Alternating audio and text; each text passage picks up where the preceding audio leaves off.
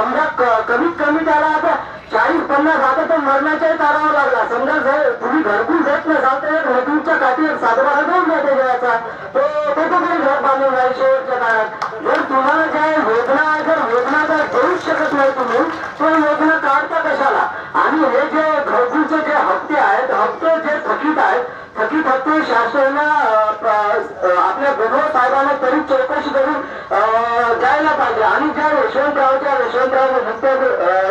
चव्हाणचे वसाहतचे जे घरकुल आहे ते तुरंत नाही का देण्यात यावं. कारण वेंगुर्ला तालुक्यामध्ये यशवंतराव चव्हाणचे असे प्रत्येकाला घरकुल भेटले आणि वेळोवेळी गावातून असे जे काही लोक सुटले त्यांना घरकुल अजूनही नाही मिळाला. ते मरण्याच्या तारावर आहेत तरी त्यांना घरकुल नाही मिळाला.